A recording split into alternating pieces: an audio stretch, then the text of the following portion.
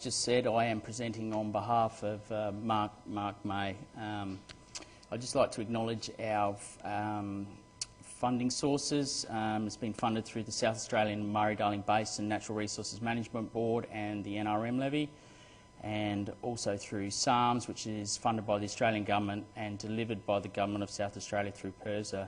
Also our project partners, Adelaide University and Agri Exchange.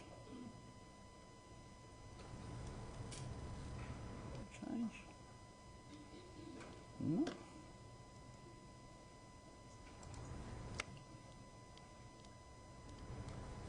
Nothing. Is this going to work or not? It's all right, I can do it down here. Overview of the study. There are two trial sites located near Loxton in the Riverland of South Australia. There's an apple orchard which currently has 100 hectares of producing trees under net. That is approximately about 50% of the property. And the citrus property has 20 hectares of trees under nets, which equates to approximately a third of the property. There's a lot of anecdotal evidence to suggest that permanent netting of trees brings benefit to the producer. We sought to try and measure some of the claims that were being made. It's a joint 3-year study funded by Natural Resources, SAMDB and PIRSA, each contributing approximately $40,000 over the 3 years. There's been weather stations installed inside and outside the netting, as well as soil moisture probes installed inside and outside the netting to measure the differences in climate and or conditions. The project has mainly been driven by the growers and industry as well as agribusiness, and the citrus property is the first in SA to put netting over citrus.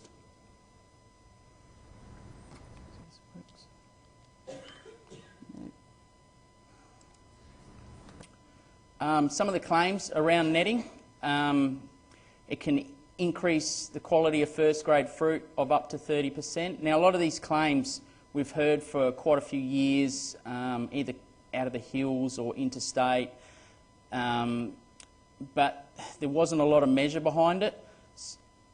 If you're increasing your first grade fruit by up to 30%, obviously you've got a significant financial return back to the grower.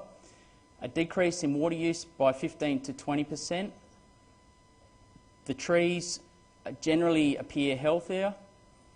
Protection of fruit against weather events such as hail, wind and frost. So we'll be measuring the occurrence of frost. Protection of the fruit against damage caused by pests such as birds, particularly for the apples, not so much for the citrus. Impacts on the nets on fruit ripening within the hot to warm Riverland climate. Now the study is only in its infancy at this stage. As we said, it's a 3-year study. We're just going to go through some of the results that we've got. What we're looking at is the crop water requirement and water use efficiencies between netted and unnetted trees. The cost-benefit analysis of the investment of netting. As you can imagine, it is a high capital cost. It equates to probably between $30,000 to $40,000 per hectare to put netting up, depending on the type of structure. The benefits of netting enclosure can bring to production systems, comparing this to the return on investment. So the grower's going to want to know that by putting this up, they are getting a return. Influence the nets will have on fruit yield, quality and the fruit characteristics. Consequences of change in climate under netting and what this means for the fruit being produced. So this presentation will highlight some of the data that we've got so far.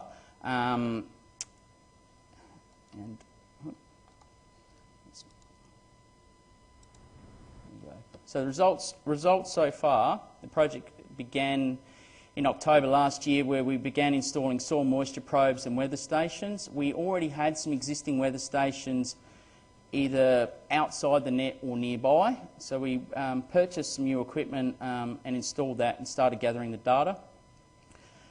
The apples are currently being harvested at the moment and should be getting close to finished. The citrus harvest is to begin in June and will run through to October 2016. So it's just going to be a summary of the results of what we've got, and the first report is due in the beginning of the financial year. So looking here at the daily average minimum temperature for uncovered and the netted at Pyap, which is the citrus property. As you can see, there is a close correlation between the inside and outside. The lines track pretty well together.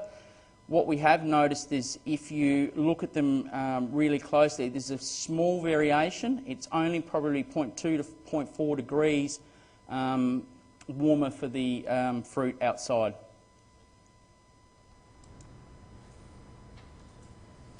Here we're looking at the solar radiation and the rainfall for netted and unnetted. Now, initially, when we installed the weather stations inside the net, we were unsure how the netting would react with the rainfall. We thought that it might diffuse the rainfall and we wouldn't get a true indication. But looking at the results, they are reasonably consistent. This is for Pyap, and there is probably a distance of a couple of 100 metres between where the nets are and where the actual weather station outside is. So looking at solar radiation, as you'd sort of expect, there'd be a shading effect on with the nets. But what we have sort of noticed, and we haven't drilled into too much yet, is there is a difference between the colour of nets. Pyap has a white netting on it, and the apple orchard has black and or grey netting on there. So under the black netting, the apples seem to block out a little bit more light than the white. I don't know whether they've looked at the different weave on the net or not yet. But from talking to the apple growers, they're suggesting that the grey net, which is in between the white and the black, has produced better results.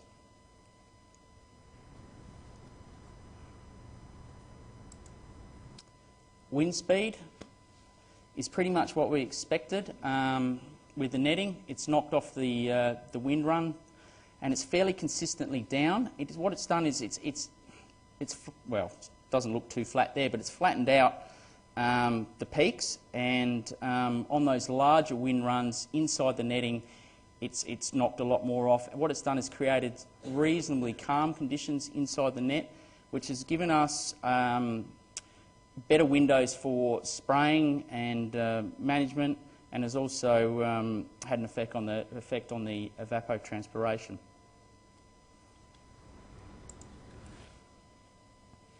Looking at the ETO, the daily and cumulative, blue bars being netted and the orange bars being unnetted, we can see that during the peak summer period through from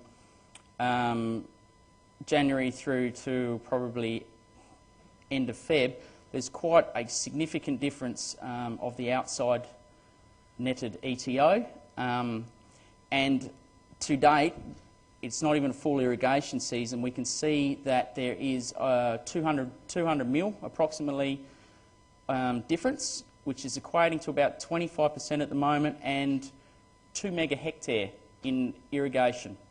So once again, a significant financial benefit to the grower for that. Fruit loss, particularly with the apples, during that peak period of heat, speaking with the grower, the unnetted fruit had a loss of around 40% of crop, mainly due to sunburn, wind, and pest damage and stress on the trees, compared to under the net where there was only an estimated 5% fruit loss. So it's quite a difference for the grower, again, on the financial gains that can be made. He's also looking at trialling different varieties under nets because of the climate that we have in the Riverland. They're looking at gaining a market edge through earlier ripening.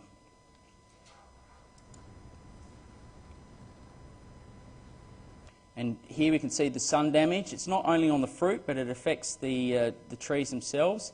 The trees under nets had a much fuller canopy, which has also been measured, and the sunburn on the limbs affects the fruitfulness for next year, and obviously on the fruit becomes unmarketable. For the apple growers here, to put up the nets, the main driver for them was the crop losses that they received in 2012, 13 and 14, where the majority of their crops were wiped out by hail. They've got pictures of just massive buckets of ice sitting on top of the netting. So they've taken it out as an insurance, but are now looking at the extra added benefits that can be gained. So where do we go next?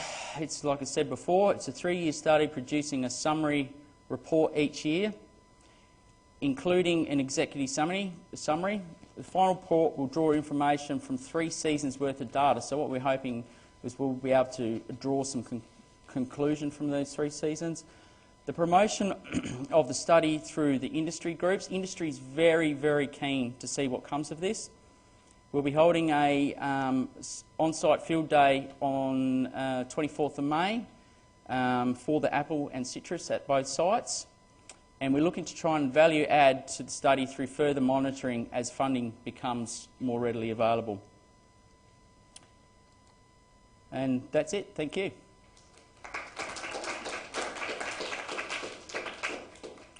Thanks very much, Rachel. Probably got time for a question or two. Does anyone have questions? Yes?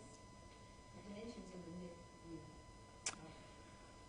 of course, It's quite a tight, well, it's a diamond shaped, and I would estimate that it'd probably be 2 centimetres max, but inside there's a weave, but then there's a single filament that runs across on a diagonal pattern as well.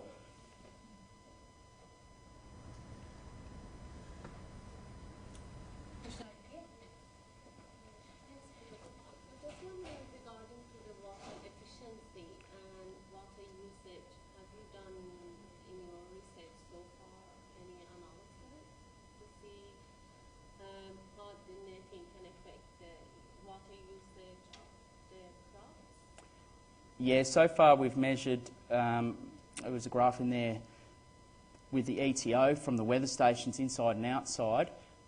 We are monitoring metered flow, and getting calculations from that as well. But at the minute, it looks to be about 25% saving for inside the nets, which sort of correlates with what the anecdotal evidence is suggested that people are gaining. Level of funding, somebody put up a proposal to get money out of the irrigation efficiency fund. Yep. The sort of funding they would get on a per hectare basis if they wanted to put up netting. It's tied back to market value in water and how much water we can save. For example, if we're only gaining, say, 2 meg a hectare there just for the net, depending on the funding round, you'd be anywhere potentially from, say, $5,000 a meg down to $3,000 a meg, depending on the funding round. So 2 meg, anywhere from $10,000 to $6,000. It doesn't quite stack up when you're spending $35,000 to $40,000 purely on the water. Why would you pay them the amount for permanent water and not traded water, $300 a meg? At $300 a megalitre, depends on your commodity. Depends whether you want to trade on that. It's a huge subsidy. We'll have time, one more question and then we'll have to leave there. I think I can see from the photo they're not fully enclosed, are they? I think they might be stop areas as well. No, they're not fully enclosed. There are, on the main wind run side, I think on the northern side, where the hot air will come in, there is an enclosure on the side. One interesting aspect for the citrus is they've put a bee exclusion and or inclusion on their mandarins. For true seedless mandarins, I think you have to have 95 mandis out of 100 need to be seedless. and then you'll get a premium on top of that to market your fruit. So they've actually put a curtain inside so that they can keep their imperials as true seedless. I just thought it might be a good opportunity if they weren't fully closed to put chooks or geese or something going as well. Run around inside, yeah, yep. Okay, thanks very much, All right, Brendan. no worries.